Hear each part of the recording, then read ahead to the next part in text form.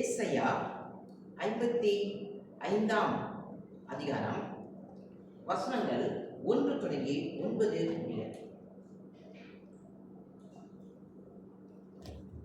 எஸ்ஐயா 55ஆம் அதிகாரம் 1 9 வரைக்கும் இன்றைக்கு நாம் பார்க்க போகிறோம். சற்று முன்பதாக வாசித்த அந்த பகுதியை நீங்கள் எடுத்துக்கொள்ளுங்கள். இந்த செய்தியினுடைய தலைப்பு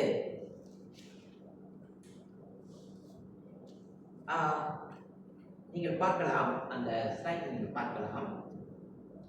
என் இருதயத்தின் திருப்தியை நான் எங்கே தேடுகிறேன்? என் இருதயத்தின் திருப்தியை நான் எங்கே தேடுகிறேன்? Where do I seek the satisfaction of my heart? இன்று மனித வாழ்க்கையில் 2 பெரிய கேள்விகள் நிற்கிறது. முதல் கேள்வி, எனக்கு உண்மையான திருப்தி எங்கே கிடைக்கும்? முதல் கேள்வி. இரண்டாவது கேள்வி, என் வாழ்க்கைக்கு உண்மையான நம்பிக்கை எங்கே கிடைக்கும்? 2 கேள்வி மனிதனுக்கு இன்றைக்கு மிக முக்கியமா இருக்கு. முதல் கேள்வி, எனக்கு எங்கே திருப்தி கிடைக்கும் என்று. இரண்டாவது கேள்வி, உண்மையான நம்பிக்கை எங்கே கிடைக்கும்? இந்த 2 மிக முக்கிய கேள்விகள் மனித வாழ்க்கையிலே இருக்கிறது. இந்த 2 கேள்விக்கும் மனிதன் விடையை தேடுகிறான்.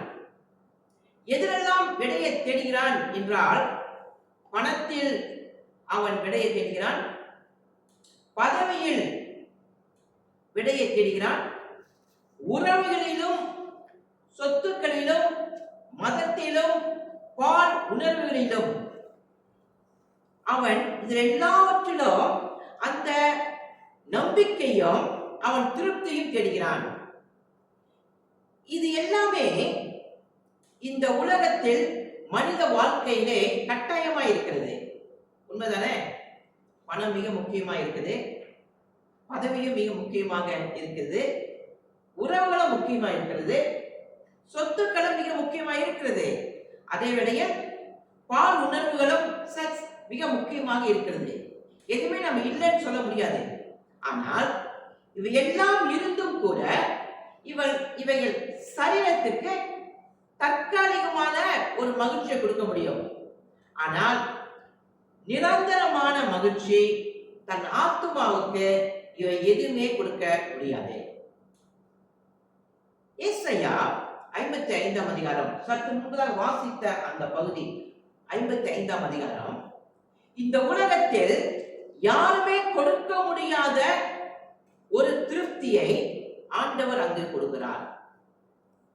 அதுதான் எஸ்ஐயா 55ஆம் அதிகாரத்திலே சொல்லப்படுகிறது.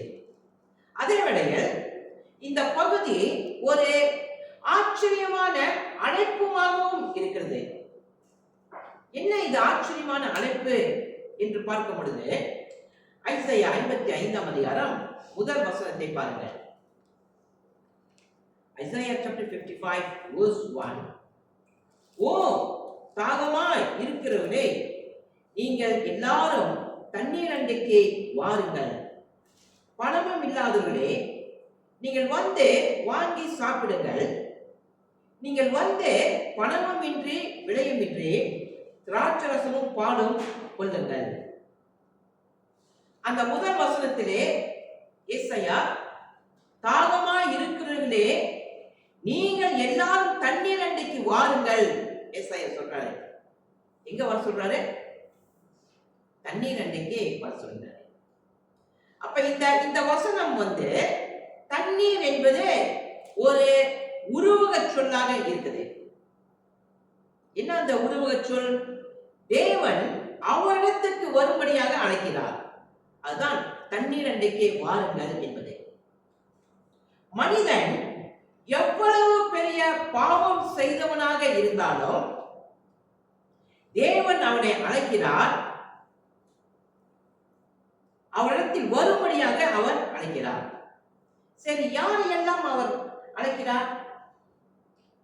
முதல் வசனத்திலே பாருங்கள் 55ஆம் அதிகாரம் முதல் வசனம். நீங்கள் எல்லாரும் தண்ணீர் அண்டைக்கு வாருங்கள். எல்லாரும் என்று சொல்லும் பொழுது யூதர்கள் நினைத்தார்கள் அவர்கள் மட்டும்தான் கர்த்தர் அவரை அழைக்கிறார் என்று. இல்லை, புறஜாதிகளையும் கர்த்தர் அழைக்கிறார். கவனிங்க, யாரையெல்லாம் அழைக்கிறார்? புறஜாதிகளையும் அழைக்கிறார் கர்த்தர், யூதர்களையும் அழைக்கிறார், உலகத்தில் இருக்கிற எல்லாரையும் கர்த்தர் அழைக்கிறார். எல்லாரையும் கர்த்தர் அழைக்கிறார். ஆனால் ஒரே ஒரு தகுதியை மட்டுமே அவர் எதிர்பார்க்கிறார். என்ன தகுதி அது? எல்லாரும் வாருங்கள், ஆனால் ஒரு தகுதி இருக்கணும் அவங்களுக்கு, வருகிறவர்களுக்கு. அந்த முதல் வசனம் என்ன அந்த தகுதி? கண்டுபிடிக்க பார்க்கலாம். ஓ, தாகமா இருக்கிறவர்களே. யாரை அழைக்கிறார்? தாகமா இருக்கிறவர்களை அழைக்கிறார். தாகமா இருக்கிறவர்கள் என்றால் அர்த்தம் என்ன? உடைந்த இருதயம் உள்ளவர்களே அவங்க அழைக்கிறார்.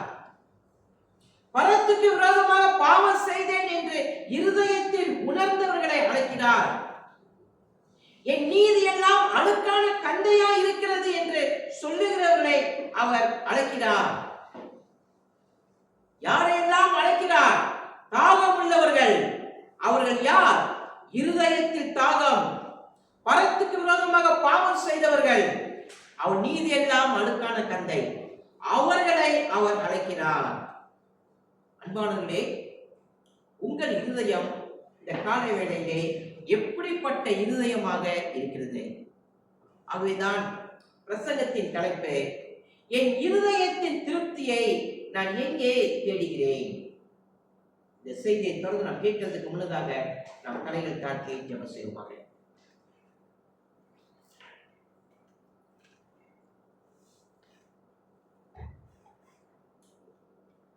அன்பும் இரக்கமும் உள்ள நல்ல தேவனே, மனிதனுடைய இருதயம், மனிதனுடைய எண்ணங்கள், சிந்தனைகள் சாதாரண ஒரு திருப்தியை அவன் தேடிக்கொண்டே இருக்கிறான். ஆண்டவரே, தற்காலிகமான திருப்தி அவன் தேடிக்கொண்டு இருக்கிறான். ஆண்டவரே, மனிதன் பாவத்திலே விழுந்த பிற்பாடு அவன் தேடுகிறதெல்லாம் இந்த உலகத்தில் உள்ள திருப்தியை. ஆண்டவரே, ஆனால் இந்த உலகத்தில் மனிதன் தேடுகிற திருப்தி எல்லாம் நிரந்தரமானது அல்ல, எல்லாம் தற்காலிகமானது. ஆண்டவரே, அவனுடைய சரீரம் பலன் இருக்கிற வரைக்கும் தான் இந்த தற்காலிகமாக திருப்தி எல்லாம் அவனை திருப்திப்படுத்த முடியும். ஆண்டவரே, தன் பலவீனமான சரீரமாக மாறும் பொழுது, வியாதியாக அந்த சரீரம் மாறும் பொழுது, அந்த சரீரத்தை விட்டு ஜீவன் போகும் பொழுது, அவன் தேடி வைத்த அத்தனை திருப்தியும் ஆண்டவரே அவனுக்கு எந்த நன்மையும் கொடுக்காத. ஆண்டவரே, ஐயா, ஆத்மாவுக்கு எந்த மனிதன் திருப்தியை தேடுகிறானோ அவனே உண்மையான திருப்தியை இந்த உலகத்தில் அடைய முடியும். ஆண்டவரே, அந்த திருப்தியை குறித்து தான் ஏசாயா இங்கு 55ஆம் அதிகாரத்தில் சொல்லுகிறார். இன்றைக்கு எங்கள் இருதயம் எந்த திருப்தியை நாடிக்கொண்டு இருக்கிறது என்று சிந்தித்து பார்த்து, ஐயா, எங்கள் இருதயத்தில் நீர் திருப்தியை கொடுத்திருக்கிறேன், அது என்ன திருப்தி அது என்று இந்த பிரசங்கத்தின் மூலமா அறிந்து கொள்ள எங்கள் ஒவ்வொரு இருதயத்தை பேசும்படியாக ஜெபிக்கிறோம். ஆண்டவரே, இங்கு வந்தது ஏதோ ஒரு கதையை கேட்பதற்கோ ஏதோ ஒரு கற்பனையை கேட்பதற்கோ இல்ல. ஆண்டவரே, ஆத்துமாவை குறித்து திருப்தி அதை கேட்பதற்காக இந்த கால வேளையில் கூடியிருக்கிறோம். பரிசுத்த ஆவியானவரே, திருத்துவ தேவனே, இயேசு கிறிஸ்துவை இந்த நேரத்தில் எங்கள் மத்தியிலே அசைவாடும்படியாக, உங்களுடைய பிரசன்னம் எங்கள் மத்தியிலே இருக்கும்படியாக, நீர் எங்கள் மத்தியிலே உலாவும்படியாக நாங்கள் ஜெபிக்கிறோம். ஆண்டவரே, பிரசங்கத்தை கேட்கும் போது இருதயம் ஆண்டவரே உடையத்தக்கதாக, இந்த பிரசங்கத்தை கேட்கும் போது தேவன் இங்கு இருக்கிறார், தேவன் இங்கு அசைவாடுகிறார் என்று அந்த பயத்தோடும் அந்த தாழ்மையோடும் அந்த நடுக்கத்தோடும் இந்த செய்தியை கேட்க நீர் உதவி செய்யும். ஆண்டவரே, திருத்துவ தேவனே, சாதாரணமான ஒரு சிலையோ ஒரு கற்பனையோ அல்ல, நீர் உயிருள்ள தேவன், ஜீவனுள்ள தேவன். ஆகவே பயத்தோடும் நடுக்கத்தோடும் அதே வேளையில் நம்பிக்கையோடும் சந்தோஷத்தோடும் உடன்படிக்கையின் உறுதியோடும் இந்த செய்தியை கேட்க உதவி செய்யும். ஆசீர்வாதியும். பரிசுத்தாவின் பலத்தோடு அடியின் பிரசங்கிக்கவும், பரிசுத்தாவின் பலத்தோடு சபையார் இந்த பிரசங்கத்தை கேட்கவும் நீர் உதவி செய்யும். கர்த்தாவே, எல்லாவற்றும் கர்த்தர் ஒப்பு கொடுத்து நாங்கள் ஜெபிக்கிறோம். எங்கள் பாவங்களை மன்னிக்க ஒப்பு கொடுக்கிறோம். எல்லாம் கிறிஸ்து இயேசுவின் மூலம் கேட்கிறோம் எங்கள் ஜீவனுள்ள நல்ல பிதாவே, ஆமென். அன்பானவர்களே, இந்த காலை வேளையிலும் கூட இந்த செய்தியினுடைய முதல் குறிப்பை நாம் பார்க்கலாம். அந்த ஸ்லைடை நீங்கள் பார்க்கலாம். இதுதான் செய்தியுடைய முதல் குறிப்பு. எல்லாரும் வாசிப்போம் அந்த முதல் குறிப்பை. வாருங்கள், தாகமாய் இருக்கிறவர்களுக்கு தேவன் கிருபையினால் ரட்சிப்பை வழங்குகிறார். ஆங்கிலத்திலே வாசிப்போம். Come, God offers salvation by grace to those who seek. அன்பானவர்களே, இந்த செய்தியுடைய தலைப்பு வாருங்கள், தாகமாய் இருக்கிறவர்களுக்கு தேவன் கிருபையால் ரட்சிப்பை வழங்குகிறார்.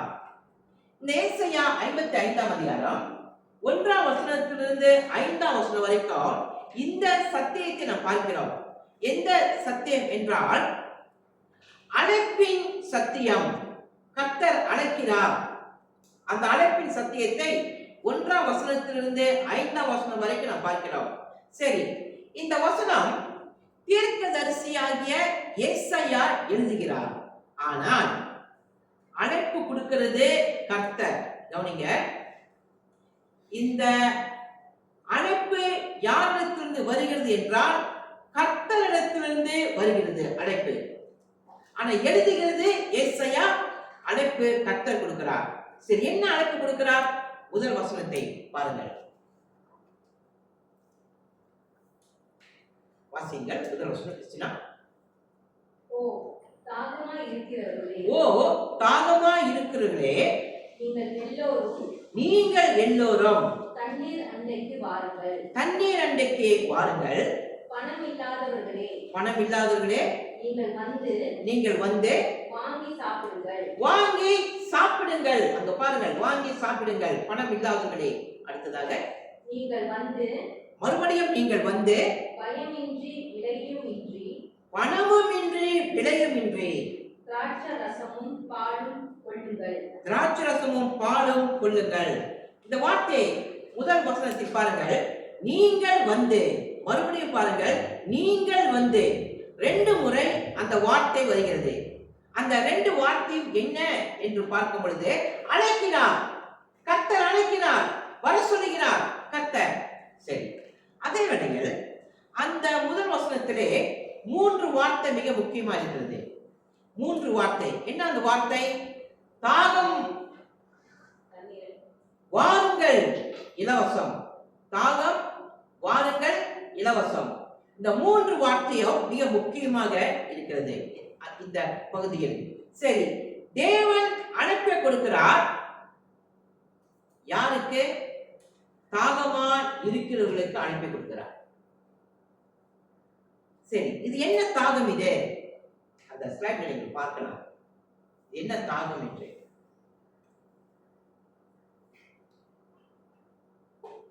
அந்த ஸ்லைட்ல பாருங்கள், இதன் தாகம் என்னவென்று உங்களுக்கு தெரியும். எல்லாரும் வாசிப்போம். இது தண்ணீருக்கான தாகம் அல்ல, மனிதனின் ஜீவனுள்ள தேவன் மறந்துவிட்டான். அதே ஜீவனுள்ள தேவன் அவனை அழைக்கிறார். மனிதன் தேவனுடைய சாயலில் படைக்கப்பட்டான். தேவன் மட்டுமே அவனுடைய தாகத்தை தணிக்க முடியும். இது எப்படிப்பட்ட தாகம்? பாவம் செய்த மனிதனுக்கு முழுமையான மீட்பை அவர் வழங்க வேண்டும். அங்கத்தில் ஏற்பட்ட வாசிங்க. Not thirst for water. Man has forgotten the living God. The same living God is calling him. Man was created in the image of God. Only God can quench the thirst. What kind of thirst is this?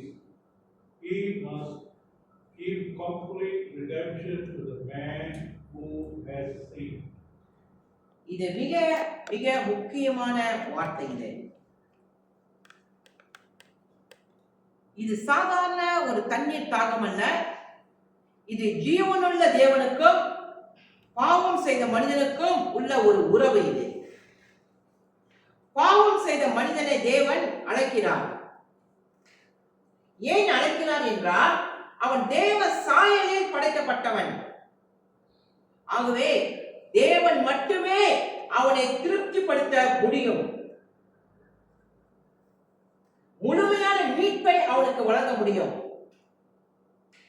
சரி, இப்பொழுது இந்த வார்த்தை எங்கே இருக்கிறது என்று கேட்டால் புதிய ஏற்பாட்டிலும் இந்த வசனம் வருகிறது. யோவான் 4 அதிகாரம் 10 வசனம். John chapter 4 verse 10 பாருங்கள்.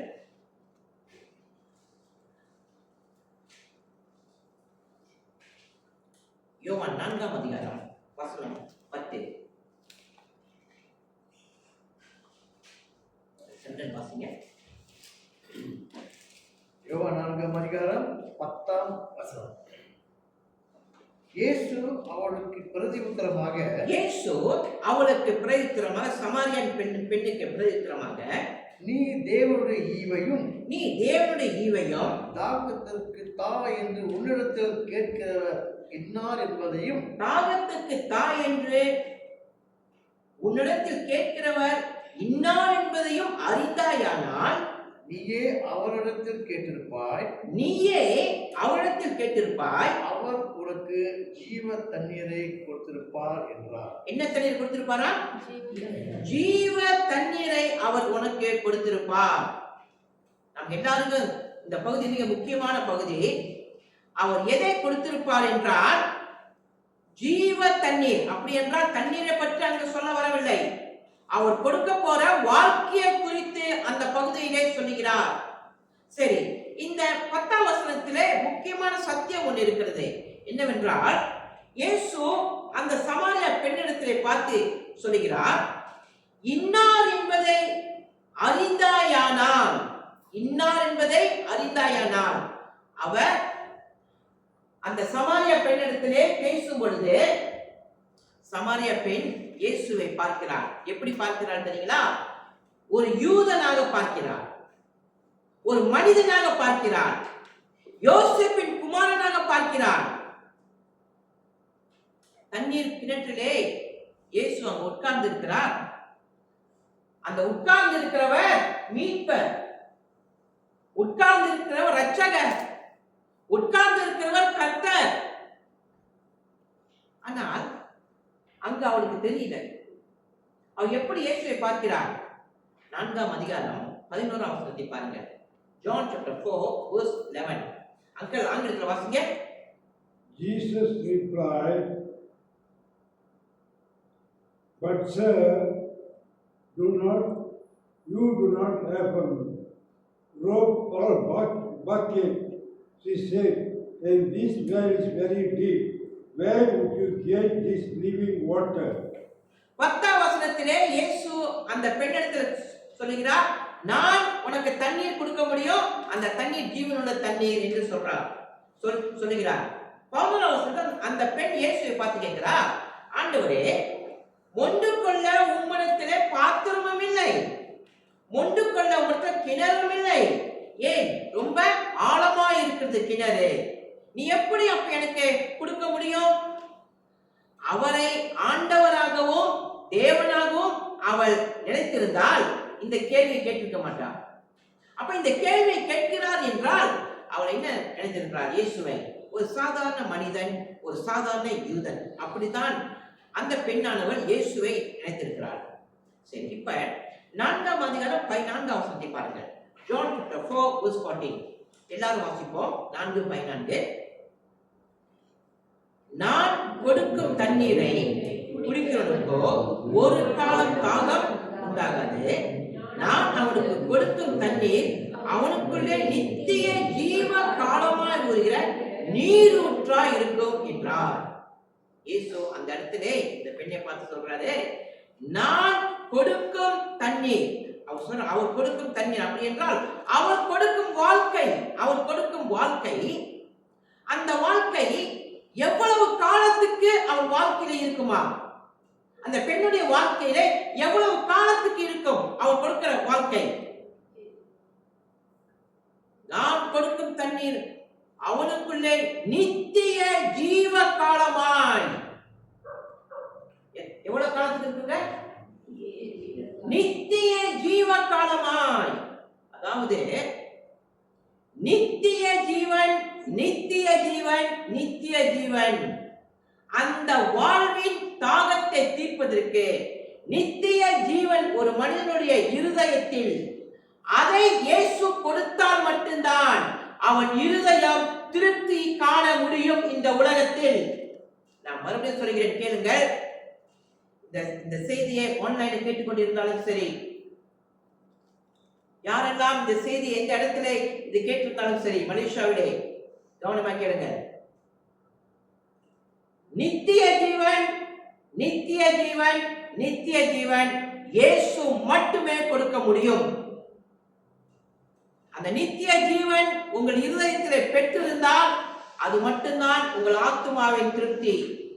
மற்ற எதுவுமே உங்களை திருப்திப்படுத்த முடியாது. இயேசு கிறிஸ்து அந்த பெண்ணுக்கு ஒரு மனிதனாக காணப்பட்டார்.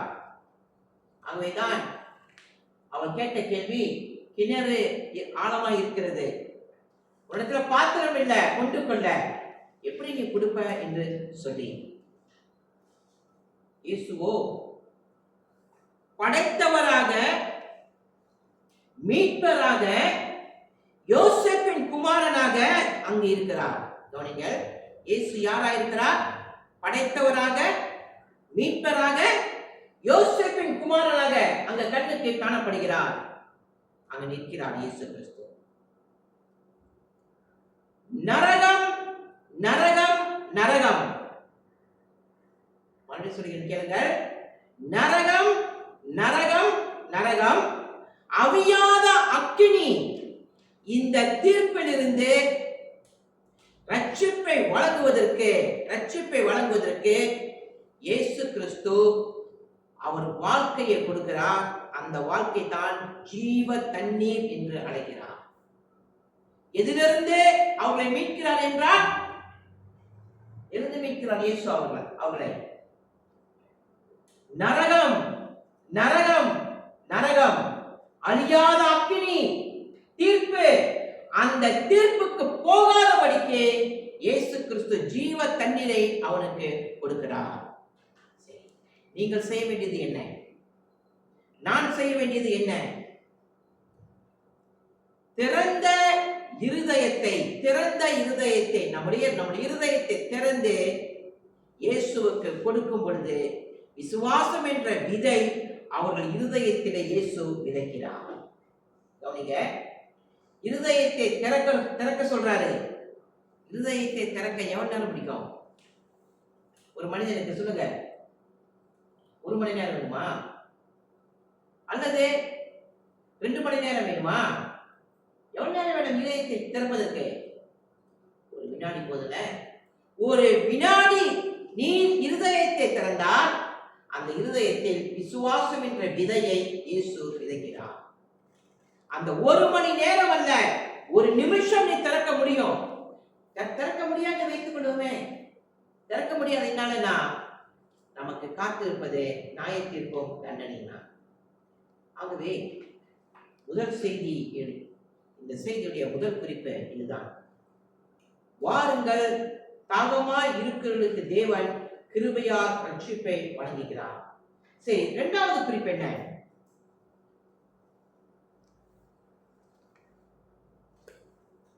தேவனை தேடுங்கள். இரண்டாவது குறிப்பு என்ன? தேவனை தேடுங்கள்.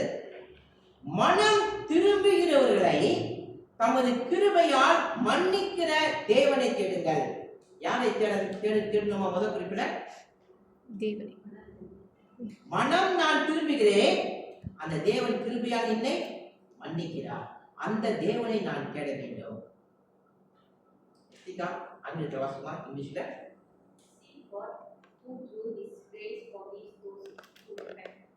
see God who through His grace forgive us those who repent. முதல் வசனத்தை மறுபடியும் பாருங்கள்.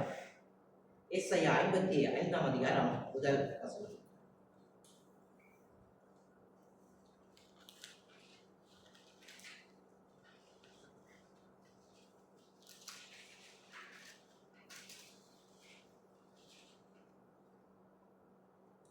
இசைய முதல் 55ஆம் அதிகாரம் முதல் வசனம் எடுத்துக்கொள்ளுங்கள். ப்ளீஸ் அசிமா. ஓ தாகமாய் இருக்கிறவர்களே, ஓ தாகமாய் இருக்கிறவர்களே, நீங்கள் எல்லாரும் தண்ணீர்கள் அண்டைக்கு வாருங்கள். எல்லாரையும் அழைக்கிறாரே, நீங்கள் தண்ணீர் அண்டைக்கு வாருங்கள். பணம் இல்லாதவர்களே, பணம் இல்லாதவர்களே, பணம் வேணாம், பொருள் வேணாம், உங்கள் சொத்து சுகம் எதுவுமே வேணாம், எனக்கு நான் கொடுக்க போற வாழ்க்கையை நீ அடைவதற்கு இது எதுவுமே எனக்கு வேணாம். அடுத்தது, நீங்கள் வந்து வாங்கி சாப்பிடுங்கள். கவனிங்க, நீங்கள் இலவசமாக வாருங்கள், நான் உங்களுக்கு தருகிறேன். காசு எதுவும் கொடுக்க தேவையில்ல, பணம் கொடுக்க தேவையில்ல. அடுத்தது, நீங்கள் வந்து பணமும் இன்றி விலையும் இன்றி திராட்சரசமும் பாலும் கொள்ளுங்கள். எதை கொடுக்கிறாரா? இலவசமாக திராட்சரசமும் பாலும் கொடுக்கிறார். அன்றைக்கு இஸ்ரவேல் மக்கள் நாட்டிலே திராட்சரசமும் பாலும் விலை கூட, விலை உயர்வு, யாரும் அது வாங்க அங்க அப்ப வாங்கி அதை சாப்பிட்டு ரொம்ப கஷ்டப்படுவாங்க. ஆனா இவர் என்ன சொல்றாரு?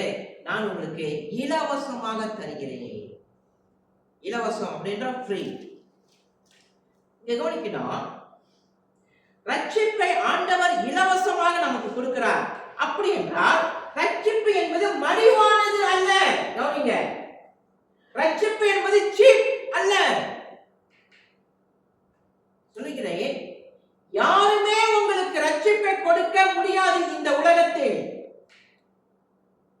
சொல்ல போனால் முழு உலகத்தையும் நீங்கள் கொடுத்தாலும் ரட்சிப்பை உங்களால் வாங்க முடியாது. அதன் மதிப்பு, ரட்சிப்பின் மதிப்பு எவ்வளவு தெரியுமா உங்களுக்கு? நித்திய காலத்துக்கும் அந்த மதிப்பின் விலை ஒரு நாளும் குறையாது. எவ்வளவு காலத்துக்கு ரட்சிப்பு? நித்திய காலத்துக்கும் அதன் மதிப்பு அது இருந்து கொண்டே இருக்கும். அந்த ரட்சிப்பினுடைய மதிப்பு பணத்தினாலே வாங்க முடியாது, கல்வியினால் வாங்க முடியாது, விலை உயர்ந்த பொருளினாலும் வாங்க முடியாது, தங்கத்தினால் வாங்க முடியாது, வைரத்தினால் வாங்க முடியாது, சொத்துக்களினால் வாங்க முடியாது. அது எல்லாமே அழியும். இந்த உலகத்தில் நீ பார்க்கிறது எல்லாமே அழியும், உன்னுடைய சரீரமும் அழியும். ஆனால் அழியாதது எது தெரியுங்களா? தேவன் நமக்கு கொடுக்க ரட்சிப்பு மட்டுமே அழியாது. அந்த அழியாத ரட்சிப்பை, உங்களால் வாங்க முடியாத ரட்சிப்பை இயேசு இலவசமாக கொடுக்கிறார். அப்படின்னா யாரோ ஒருவர் அந்த ரட்சிப்பை விலை கொடுத்து வாங்கியிருக்கிறார். சரி, யார் அவர்? ரட்சிப்பை யார் வாங்குறது? நம்மால் வாங்க முடியல. அப்ப யார் வாங்கினது ரட்சிப்பை? யோசேப்பின் குமாரன் அவர் வாங்கினார். எங்கே வாங்கினார்? சிலுவையிலே அந்த ரட்சிப்பை வாங்கினார். ஆகவேதான் அவர் சொல்கிறார், நான் உங்களுக்கு ஜீவ தண்ணீரை கொடுக்கிறேன். அதே தான் ஏசாயா 55ஆம் அதிகாரம் முதல் வசனத்திலே ஏசாயா சொல்கிறார், பணமுமின்றி விலையுமின்றி திராட்சரசம் பாலும் கொள்ளுங்கள், இலவசம். அப்ப ரட்சிப்பு என்பது கிருபையினாலே கொடுக்கப்படுகிறது, இலவசமாக கொடுக்கப்படுகிறது. அப்ப கர்த்தர் முதல் வசனத்தில் அழைக்கிறார், ரட்சிப்பை இலவசமாக கொடுப்பதற்கு அழைக்கிறார். மனிதன் என்ன செய்யணும்? இலவசமாக கொடுக்கிறார், மனிதன் என்ன செய்யணும்? வர வேண்டும், அப்படித்தானே? ஆனால் மனிதன் வருகிறானா? 2ஆம் வசனத்தில் மனிதன் என்ன செய்கிறான் என்பதை இயேசு தேவன் அங்கு சொல்கிறார். 2ஆம் வசனத்தை பாருங்கள். ஐசாயா 55ஆம் அதிகாரம் 2ஆம் வசனம். நம்ம வாசி 2ஆம் வசனம். நீங்கள் அப்பமல்லாததற்காக பணத்தையும் திருப்தி செய்யாத பொருளுக்காக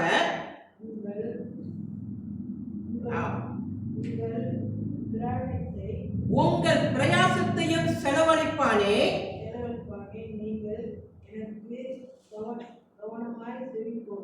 நீங்கள் எனக்கு கவனமாய் செவி கொடுத்து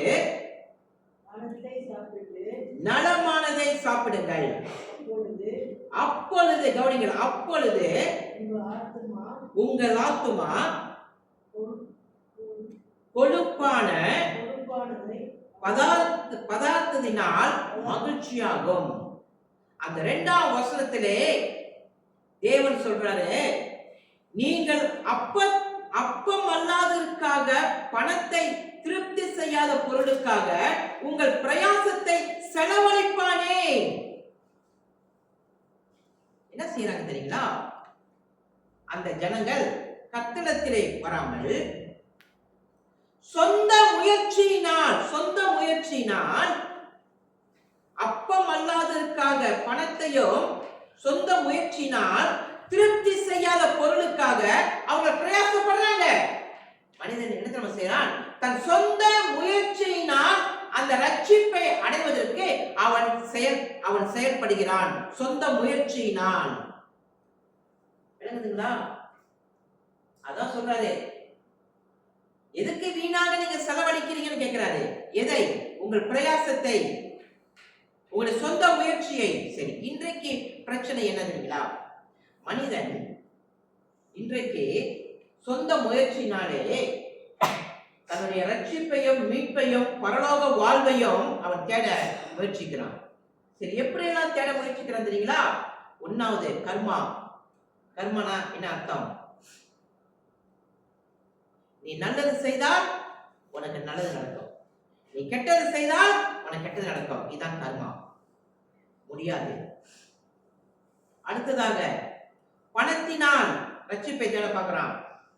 சமயத்தினால், கல்வியினால், நல்ல செயல்கள், நற்செய்தி, நல்ல செயல்கள் மூலமாக முடியாது. அது அவனை திருப்திப்படுத்தாது.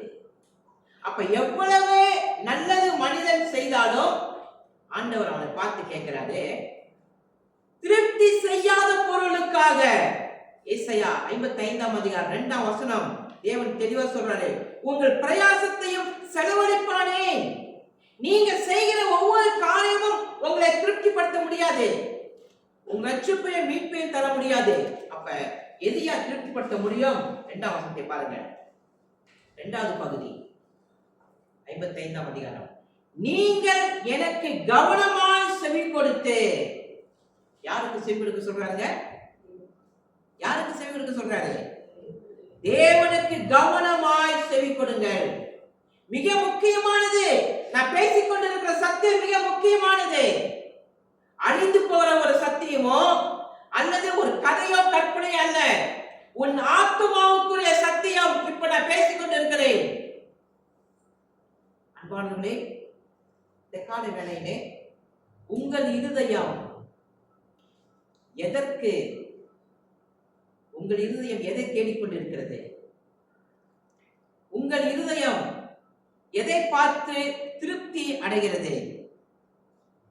உங்கள் இருதயம் எதுவும் திருப்திப்படுத்த முடியாது. நல்லா விளங்கிக் கொள்ளுங்க. உங்கள் இருதயம் எதை தேடுகிறது? உங்கள் இருதயம் எதை சிந்தித்துக் கொண்டிருக்கிறது? உங்கள் இருதயம் எதற்கு அதிக நேரத்தை கொடுக்கிறது? ஆனால் எதுவுமே உங்களை திருப்திப்படுத்த முடியாது. அப்படி என்றால் நான் என்ன செய்யணும்? 3ஆம் வசனத்தை பாருங்க. ஐசாயா 55ஆம் அதிகாரம் 3ஆம் வசனம் என்ன ஆண்டவர் சொல்கிறார் என்று தமிழிலே எஸ்தர் வாசிக்கிட்டோம், தமிழிலே ஜெயா வாசிக்கிட்டோம், இங்கிலீஷ்லே எஸ்தர் வாசிக்கிட்டோம். வாசிக்கியா 3ஆம் வசனம். ஐசாயா 55ஆம் அதிகாரம் வசனம் 3. உங்கள் செவியை சாய்த்து நீங்க என்ன செய்யணும் சொல்றாரு? உங்கள் செவியை சாய்த்து என்ன சொல்றாருங்க? கஷ்டமா? பெரிய ஒரு மரத்தை போய் பிடிங்கி கொண்டு வாங்கன்னு சொல்றாரா? என்ன சொல்றாருங்க? என்னிடத்தில் வாருங்கள் சொல்றாரு. என்னிடத்தில் வாருங்கள். அடுத்தது கேளுங்கள், வாருங்கள் கேளுங்கள். அடுத்ததாக அப்பொழுது உங்கள் ஆத்துமா பிழைக்கும். தாவீதுக்கு அருளின நிச்சயமான கிருபைகளை உங்களுக்கு நித்திய உடன்படிக்கையாக ஏற்படுத்துவேன். எஸ்தர் பாப்போமா?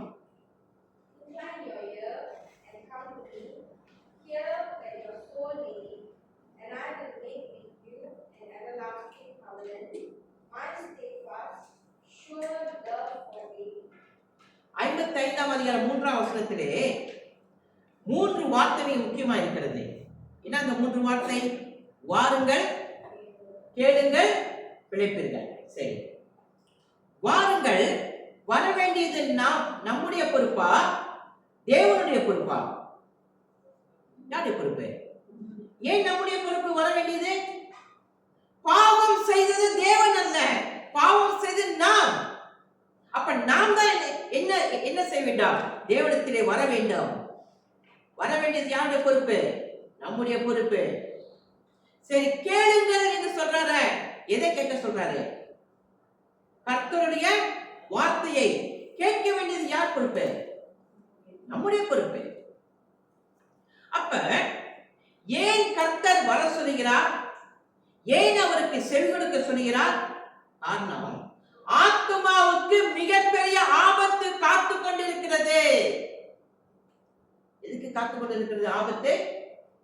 ஆத்துமாவுக்கு. சரீரத்துக்கு ஒரு வியாதி வந்தா என்ன செய்யணும்? வீட்டுல இருக்கிறோமா? எங்க போறோம்? ஹாஸ்பிட்டல் அப்பயே போறோம்னா எந்த டாக்டர் போய் பார்க்கிறோம்? கவர்மெண்ட் டாக்டர் போய் பார்க்க மாட்டோம்.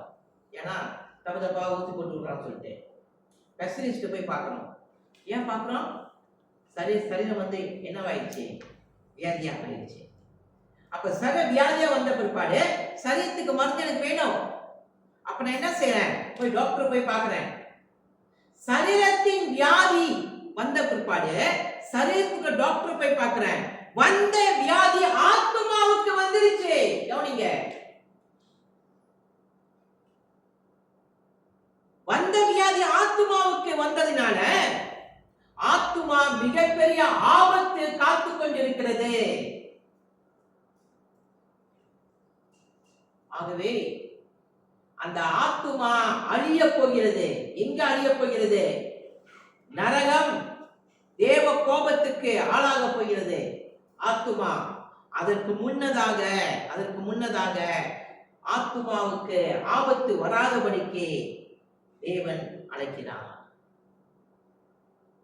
சரி, இப்ப நான் கேட்கிறேன், தேவனுடைய நீதி இருக்கல்லவா? தேவனுடைய நீதி ஒன்னே நியாயத்தீர்ப்பை கொடுக்கும். அப்படி இல்லை, தேவ நீதி மன்னிப்பை கொடுக்கும். இது தேவன் மாற்ற மாட்டார். எத்தனை நவீனமான இந்த உலகம் வந்தாலும் சரி, எத்தனை நவீனமான கண்டுபிடிப்புகள் கண்டுபிடித்தாலும் சரி, தேவன் நீதி என்பது ஒரு புறம் நியாயத்தீர்ப்பை வழங்கும், மறுபுறம் அவருடைய நித்திய வாழ்வை, மன்னிப்பை வழங்கும். இது ரெண்டுக்கும் ஒரே ஒரு நிபந்தனை இருக்கு. என்ன என்றால், ஒரு கையிலே கிறிஸ்து இலவசமான கிருபையை வைத்திருக்கிறார், மறு கையிலே நியாய தீர்ப்பை வைத்திருக்கிறார். தேவனுடைய நீதி பத்திங்களா? என்னது? ஒரு புறம் அவருடைய கையிலே இலவசமான கிருபை, மறு கையிலே அவருடைய நியாய தீர்ப்பு. சரி, இது ரெண்டுமே தேவ நீதி. பிழைக்க வேண்டும் என்றால் நான் என்ன செய்யணும்?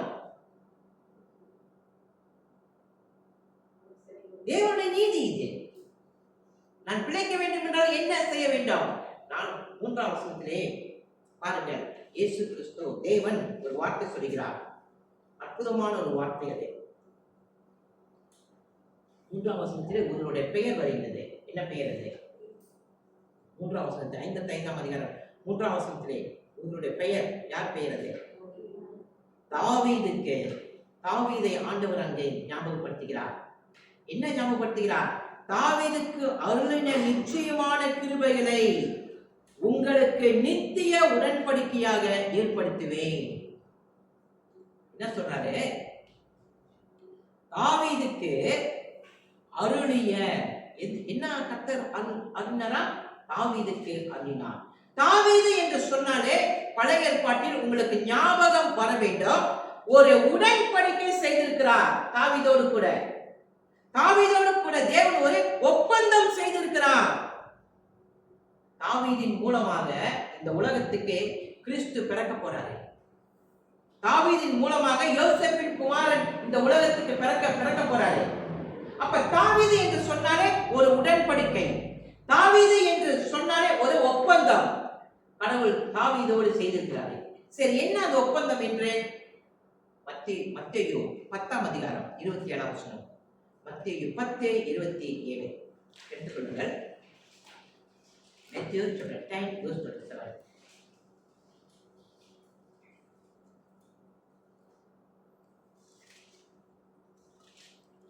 தமிழிலே வாசிப்போம், ஆங்கிலத்திலும் இந்த பகுதியை நாம் வாசிப்போம்.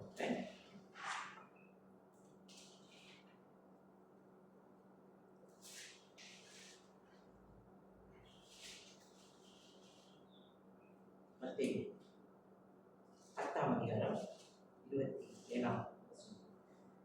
மன்னிக்கணும், மத்தேயு 9ஆம் அதிகாரம் 10 மத்தேயு 9ஆம் அதிகாரம் 27ஆம் வசனம்.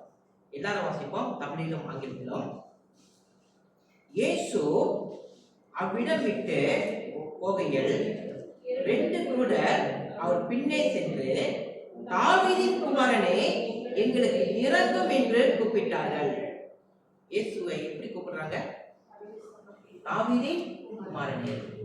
அப்ப தாவீதின் குமாரனே என்று அவர்கள் கூப்பிடும் பொழுது அங்கு ஒரு உடன்படிக்கை தாவீதோடு செய்திருக்கிறார்.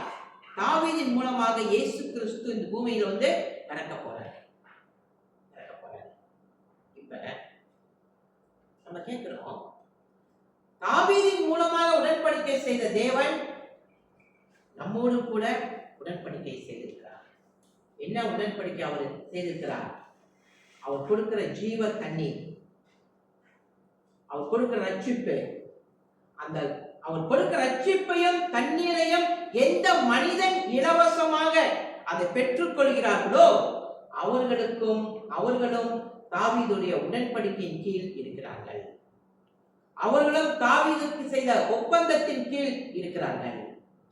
அப்ப தேவன் அவர்களை வழி நடத்துகிறார். எங்கே? நித்திய வாழ்வுக்கு வழி நடத்துகிறார். சரி, இதெல்லாம் உண்மையா? நம்ம கேட்கிறோம். என்ன ஒரு கதையா கற்பனையா? மனிதன் கேட்கிறாங்க. இந்த நம்ம பார்த்தோமே, அவர் இலவசமாக தண்ணீர் கொடுக்கிறாராம், அவரிடத்திலே இலவசமாக வரும்படியாக அழைக்கிறார். சரி, இது எல்லாம் உண்மையா அல்லது ஒரு கற்பனை கதையா? அதுக்கு பதில் 5ஆம் வசனத்திலே அவரே பதில் கொடுக்கிறார். ஏசாயா 55ஆம் அதிகாரம் 5ஆம் வசனத்தை பாருங்க. ஏசாயா 55 வசனம் 5. அவரே அதுக்கு கர்த்தரே பதில் கொடுக்கிறார். எல்பர்ட் வாசிங்க. எல்பர்ட். You shall call a nation that you do not know, a nation that did not know you shall run to you, because of the Lord your God and of the Holy One of Israel, for he has glorified you. கிறிஸ்துவ வாசிங்க 5ஆம் வசனம். இதோ நீ அறியாதிருந்த ஜாதியை வரவழைப்பாய். உன்னை அறியாதிருந்த ஜாதி உன் தேவனாகிய கர்த்தரின் நிமித்தமும், கவனிங்கள், உன் தேவனாகிய கர்த்தர் நிமித்தமும், இஸ்ரவேலுடைய பரிசுத்தரின் நிமித்தமும். இதுதான் இங்கே முக்கியம். கவனிங்கள், இஸ்ரவேலுடைய பரிசுத்தரின் நிமித்தம் உன்னிடத்திற்கு ஓடி வரும். அவர் உன்னை மேன்மைப்படுத்துகிறார். அவர் உன்னை மேன்மைப்படுத்தி இருக்கிறார். சரி, இந்த வார்த்தையெல்லாம் யார் சொல்றாங்க? ஏசாயா சொல்றானா? யார் சொல்றாங்க? இதெல்லாம் நடக்கும் என்று யார் சொல்றார்?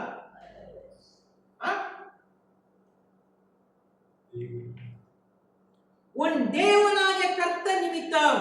யார் சொல்றா? இஸ்ரவேலுடைய பரிசுத்த நிமித்தம். இதெல்லாம் நடக்குமா நடக்காதா?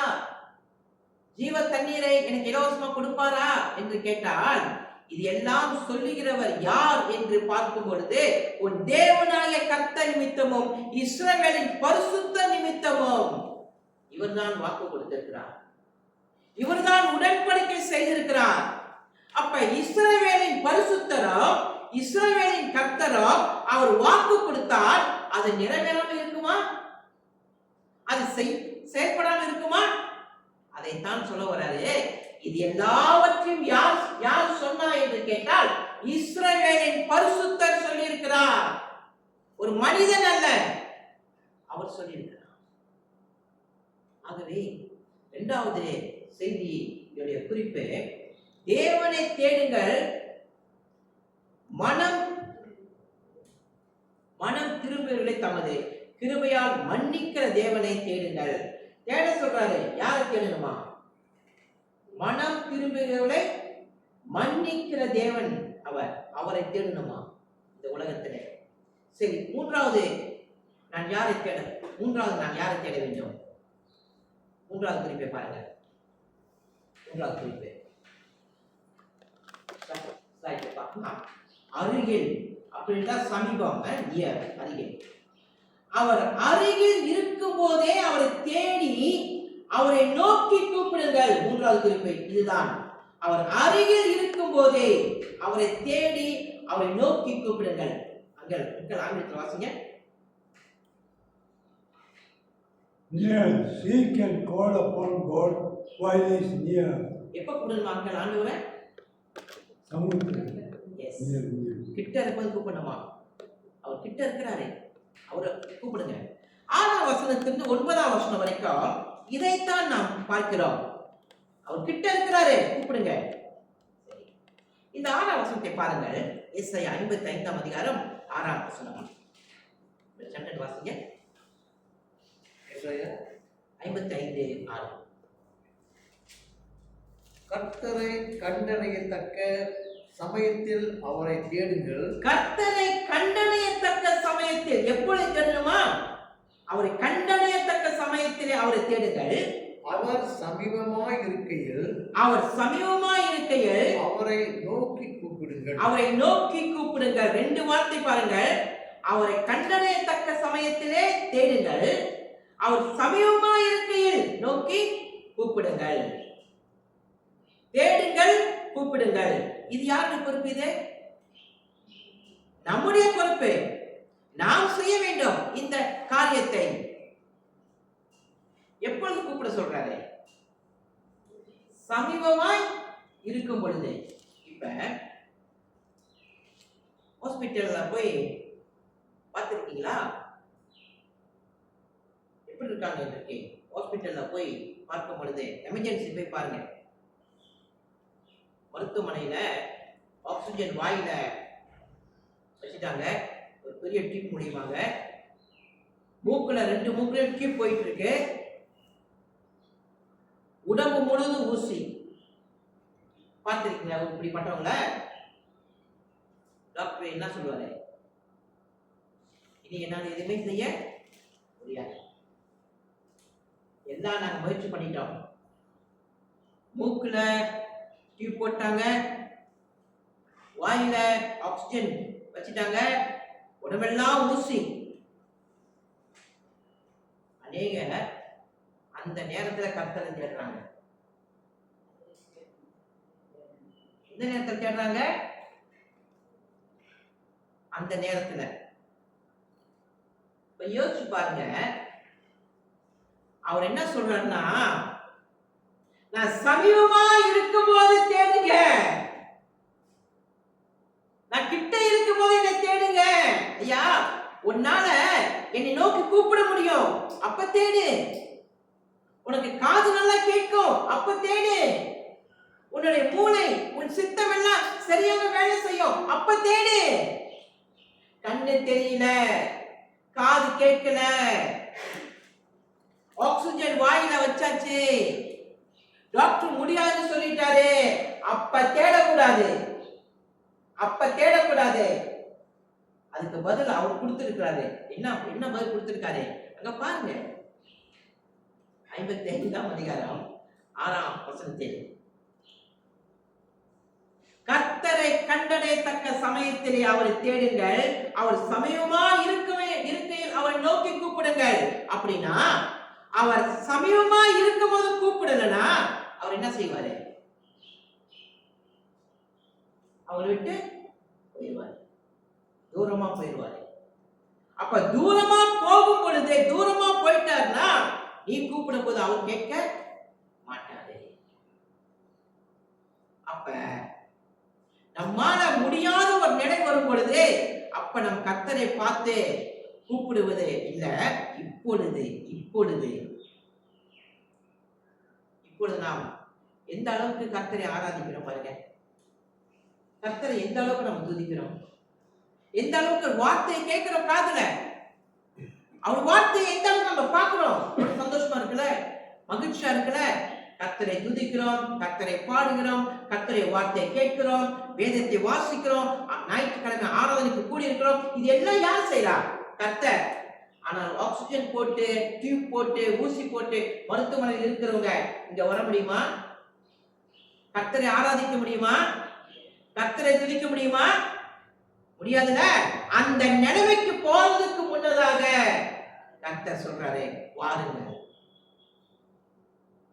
ஹாஸ்பிட்டல்ல போய் படுக்கிறதுக்கு முன்னதாக வாருங்க. ரட்சிக்கப்படாத மக்கள் யார் இருக்கிறா உங்கள் குடும்பத்துல? இன்னும் போய் சொல்லுங்க, நற்செய்தியை போய் அறிவிங்க. யார் உங்க நண்பர்களா இருக்கிறாங்க?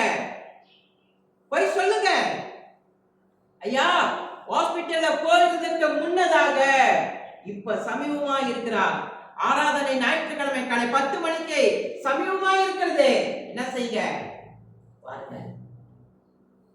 நண்பர்கள் இடத்துல போய் சொல்லுங்க, உறவினர் இடத்துல போய் சொல்லுங்க, கால தாமதம் பண்ணாதீங்க.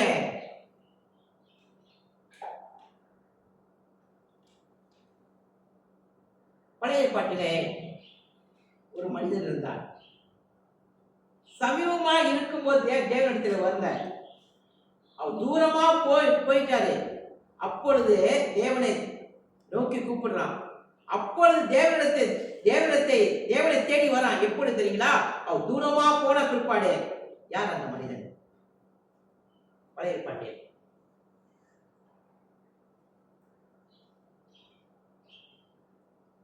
தேவன் அவனை விட்டு தூரமா போயிட்டாரு. அப்ப தேவனை தேடி போறான். யார் அது? பழைய ஏற்பாட்டில் முதல் ராஜா. யார் முதல் ராஜா? சவுல். எப்பொழுது அவன் கர்த்தரை தேடி போனான்? தாவீது அவனுக்கு எச்சரிப்பு கொடுத்தான், யோனத்தான் அவனுக்கு எச்சரிப்பு கொடுத்தான், சாமுவேல் தீர்க்கதரிசி சவுலுக்கு எச்சரிப்பு கொடுத்தான். இது எதுவுமே கேட்கல. கடவுளை விட்டு எவ்வளவு துறவு போக முடியுமோ அவ்வளவு துறவு சவுல் போயிட்டான். அவ்வளவு தூரம் போயிட்டான். இப்ப போர் அவனுக்கு சுத்தி வந்துருச்சு. உதவி செய்ய யாருமே இல்லை. அவனே சொல்றான், நான் கர்த்தரை கூப்பிட்டேன், கர்த்தர் எனக்கு பதில் எனக்கு கொடுக்கல. கர்த்தரை கூப்பிட்டேன், கர்த்தர் எனக்கு பதில், அவர் என்னை விட்டு தூரம் போயிட்டாரு. அவனுக்கே தெரியுது. கடைசி வரைக்கும் கர்த்தர் அவனுக்கு பதிலே கொடுத்தாரா? சாமுவேல் மூலமா கொடுத்தாரு. என்ன பதில் கொடுத்தாரு? நாளைக்கு இந்நேரத்தில் நீ என்னோடு கூட இருப்பா. என்ன? நாளைக்கு இந்நேரத்தில் என்னோடு கூட, அதாவது நீ மரிப்பாய் நாளைக்கு. கவனிச்சீங்களா? தூரமா இருக்கும் பொழுது கர்த்தர் பதில் கொடுக்கிறாரு. ஆகவே சமீபமா இருக்கும் பொழுது கர்த்தரை தேடி வந்துவிட வேண்டும். 55ஆம் அதிகாரம் 7ஆம் வசனத்தை பாருங்கள். எஸ்ஐயா 55 7ஆம் வசனம். கிருஷ்ணா வாசிங்க. துன்மார்க்கன் தன் வழியையும் அக்கிரமக்காரன் தன் நினைவுகளையும் விட்டு கர்த்தரிடத்தில் திரும்ப கடவன். அவர் அவன் மேல் வாக்கு கொடுத்திருக்காரு, மனதுருகுவார். நம்முடைய தேவனிடத்திற்கே திரும்ப கடவன். அவர் மன்னிக்கிறதற்கு தயப்படுத்தியிருக்கிறார். அவர் யாரா இருக்கிறாரா? மன்னிக்கிறதற்கு தயவு புரிஞ்சிருக்கிறார். அப்படின்னா என்ன அர்த்தம்? தயவு புரிஞ்சிருக்கிறார் என்றார் அவர் அளவு கடந்த அன்பா இருக்கிறாரு. ரெண்டு பாதை அங்க இருக்குது அந்த 7ஆம் வசனத்தில். ஒன்று துன்மார்க்கனின் பாதை, மற்றொன்று கர்த்தரின் பாதை. ரெண்டு பாதை அங்கு இருக்குது. இப்ப மனம் திரும்புதல் என்றால் என்ன? துன்மார்க்கனின் பாதையை விட்டு கர்த்தரின் பாதைக்கு திரும்பணும். ஒரு யூட்டன் எடுக்கணும் கர்த்தரின் பாதைக்கு. அப்படி திரும்பும் போது அவர் சொல்றாரு, மன்னிக்கிறதுக்கு தயவு புரிஞ்சவர், மன்னிக்கிறதுக்கு இரக்கம் உள்ளவர். சரி, முதல் வசனம் என்ன சொல்லுகிறது? கிருபையினாலே அழைக்கிறார், வாருங்கள் என்று அழைக்கிறார். அந்த கிருபை மனம் திரும்புதலை ஏற்படுத்துகிறது. அந்த கிருபை எந்த இருதயத்தில் மனம் திரும்புதல் ஏற்படுகிறதோ அந்த இருதயத்தில் கிருபை செயல்பட்டது. கவனிங்க, ரெண்டு சத்தியம் இங்க இருக்குது. ஒன்றாவது சத்தியம் மனம் திரும்புதல், இரண்டாவது சத்தியம் கிருபை. இந்த கிருபையும் இந்த மனம் திரும்புதலும் எப்பொழுதுமே ஒரே ஒரு பாதையிலே இது செல்லும். நான் மனம் திரும்புகிறேனா, அதுக்கு காரணம் என்ன? கிருபை. கிருபையின் வாழ்க்கை செயல்படுகிறதா, நான் மனம் திரும்புகிறேன். அப்ப கிருபையும் மனம் திரும்புதலும் ரெண்டுமே சத்தியம். இது உண்மையான ரட்சிக்கப்பட்ட மனிதனுடைய அனுபவம் இதுதான். அப்ப யார் ரட்சிக்கப்பட்ட மனிதன் என்று கேட்டால், கிருபையும் அவன் இருதயத்தில் செயல்பட்டது, மனம் திரும்புதலும் அவன் இருதயத்திலே செயல்பட்டது. அப்ப கிருபையும் மனம் திரும்புதலும் நம்முடைய வாழ்க்கையிலே செயல்பட்டது. ஆகவே தான் நாம் ரட்சிக்கப்பட்டிருக்கிறோம். சரி, இதை குறித்து ஸ்பர்ஜன் என்ன சொல்கிறார் என்பதை பாருங்கள். எல்லாரும் வாசிப்போம். ஸ்பர்ஜன் சொன்ன அந்த ஸ்லைடை வாசிப்போம். தமிழில் வாசிப்போம், அப்புறம் ஆங்கிலத்தில் வாசிப்போம். பாவி தன்னுடைய சொந்த தகுதியின் அடிப்படையில் இயேசு கிறிஸ்துவிடம் வருவதே இல்லை. மாறாக கிறிஸ்துவின் கிருபையின் அடிப்படையிலே வருகிறான். ஆங்கிலத்திலே வாசிங்க. A sinner does not come to Jesus Christ for his own merit, but rather on the grace of Christ. Spurgeon சொல்ற வார்த்தையை பாருங்க. பாவி எப்படி வருகிறானா? தன் சொந்த தகுதியின் அடிப்படையில் இயேசு கிறிஸ்துவிடம் வருவதில்லை. தன் சொந்த மதிப்பு, தன் சொந்த முயற்சினால வருவதில்லையா, கிறிஸ்துவின் கிருபையினாலே அவன் வருகிறானா. கடைசியாக 8ஆம் வசனம் 9ஆம் வசனம். Isaiah chapter 55 verse 8 and 9. 8 9 எல்லாரும் வாசிங்க. 8 9 தமிழில் வாசிப்போம், ஆங்கிலத்தில் வாசிப்போம். என் நினைவுகள் உங்கள் நினைவுகள் அல்ல, உங்கள் வழிகள் என் வழிகளும் அல்லவென்று கர்த்தர் சொல்கிறார். பூமியை பார்க்கிலும் வானங்கள் எப்படி உயர்ந்திருக்கிறதோ அப்படியே உங்கள் வழிகளை பார்க்கிலும் என் வழிகளும், உங்கள் நினைவுகளை பார்க்கிலும் என் நினைவுகளும் உயர்ந்திருக்கிறது. மன்னிப்பை பற்றி இந்த பகுதியிலே சொல்லப்படுகிறது. மன்னிப்பை பற்றி தேவனின் மன்னிப்பு மனிதனின் எண்ணத்தை விட, சொல்றாரு பாருங்க 8ஆம் வசனத்தில், என் நினைவுகள் உங்கள் நினைவுகள் அல்ல, உங்கள் வழிகள் என் வழிகள் அல்ல சொல்லி 9ஆம் வசனம், பூமியை பார்க்கிலும் வானங்கள் எவ்வளவு உயர்ந்திருக்கிறதோ அப்படியே உங்கள் வழிகளை பார்க்கிலும் என் நினைவுகள், அவருடைய நினைவுகள் உயர்ந்திருக்கிறதா. இந்த செய்தி எப்படி நம்ம முடிக்க போகிறோம், இதனுடைய முடிவு என்ன என்று பார்க்கும் பொழுது, கெட்டகுமாரனுடைய வாழ்க்கையில எல்லாருக்கும் தெரியும். கெட்டகுமாரனுடைய வாழ்க்கையில் 2 சத்தியம் மிக முக்கியம். கெட்டகுமாரன் எல்லாருக்கும் தெரியும் அந்த பகுதி. கெட்டகுமாரன் வாழ்க்கை, கெட்டகுமாரன் என்ன எண்ணத்தோடு தகப்பனத்திலே வருகிறான். தகப்பன எண்ணம் எப்படி இருக்கிறது? கெட்டகுமாரனுடைய எண்ணம், தகப்பனின் எண்ணம் எப்படி இருக்கிறது? கெட்டகுமாரன் தகப்பனை நோக்கி வரும் பொழுது அவனுடைய எண்ணத்தில் இருந்தது என்ன தெரியுங்களா? நான் ஒரு வேலைக்காரனாக என்னை வைத்துக் கொள்ளும், அப்படிதானே வந்தாங்க. அல்லது நான் ஒரு எஜமானாக வரணும் சொல்லி என்ன நினைச்சான்? ஒரு வேலைக்காரன் என்னை ஏற்றுக்கொள், எனக்கு போதும், அதுதான் அவன் நினைத்தது. ஆனா தகப்பன் என்ன என்ன நினைத்தான்? வேலைக்காரனாகுவா? என்ன நினைத்தான்? என்னுடைய மகன், என்னுடைய மகன் அவன். பாத்தீங்களா? அவன் நினைத்தது வேலைக்காரன், ஆனால் தகப்பன் நினைத்தது இவன் என்னுடைய மகன் என்று சொல்லி என்ன செய்தார் தகப்பன்? மகனுக்காக லூக்கா 15ஆம் அதிகாரம், லூக்கா 15ஆம் அதிகாரம் வசனம் 22 பாருங்க. Luke chapter 15.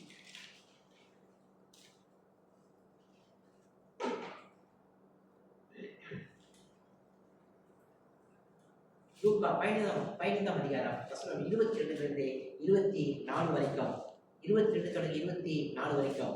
22ஆம் வசனம் Yastika. But the father said to his servants, bring quickly the best robe and put it on him, and put a ring on his hand and shoes on his feet. 23ஆம் வசனம் Solomon. 24 வந்து சீரல் வாசிக்கணும். வாசி 23 Solomon. And till the God could not be fitted, we must celebrate in the feast. 24 Seelan 24.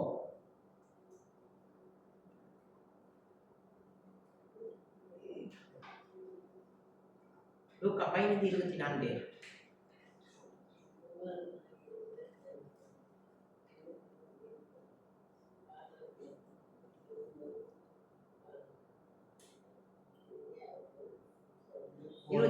பாருங்கள், நான் வாசிக்கிறேன் ஆங்கிலத்தில். என் குமாரனாக இவன் மரித்தான், திரும்பவும் உயிர்ப்பித்தான், காணாமல் போனான், திரும்பவும் காணப்பட்டான் என்றான்.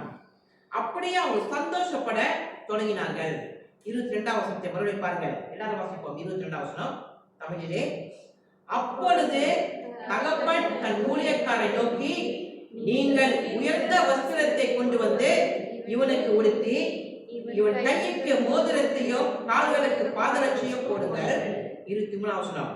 கொழுந்த கன்றை கொண்டு வந்து அணியுங்கள், நாம் புசித்து சந்தோஷமாய் இருப்போம்.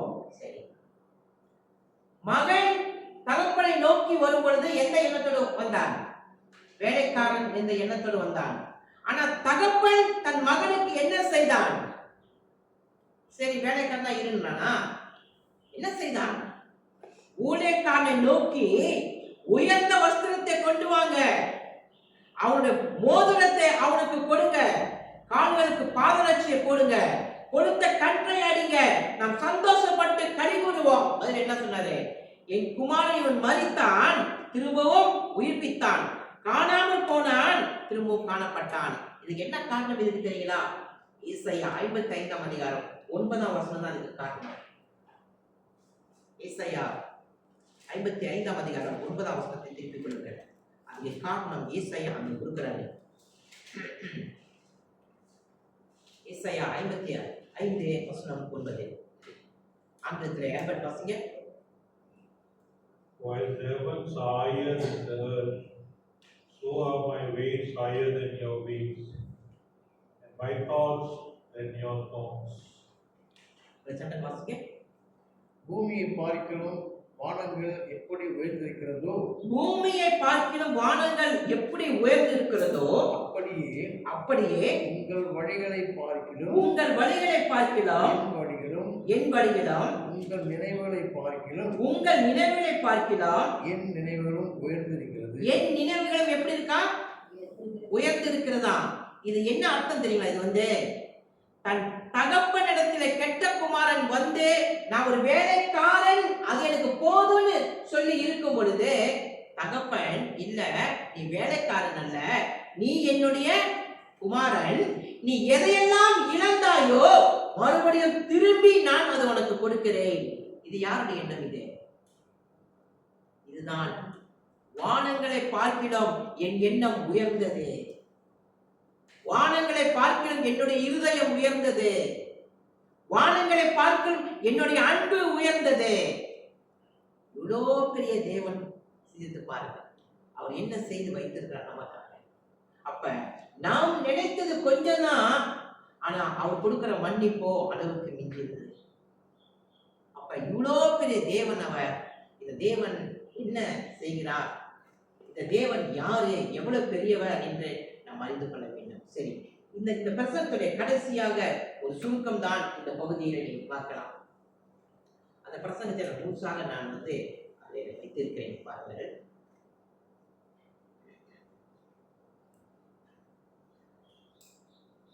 மனிதன் உண்மையான திருப்தி தேவனிடமே இருக்கிறது. அது எங்குமே இல்லை அவனுடைய திருப்தி. என் இருதயத்தின் திருப்தியை நான் எங்கே தேடுகிறேன்?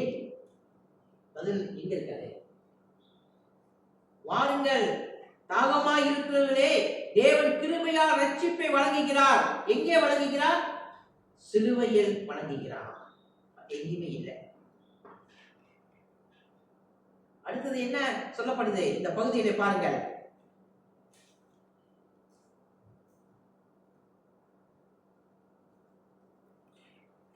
ஜீவ தண்ணீருக்கான தாகம் அல்ல, மனிதன் ஜீவ தண்ணீர், ஜீவனுள்ள தேவனை மறந்து விட்டான். யாரை மறந்தான்? மனுஷன் ஜீவனுள்ள தேவனை மறந்துட்டான். அதே ஜீவனுள்ள தேவன் அவனை அழைக்கிறார்.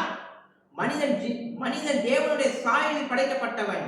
தேவனால் மட்டுமே அவனுடைய தாகத்தை தணிக்க முடியும்.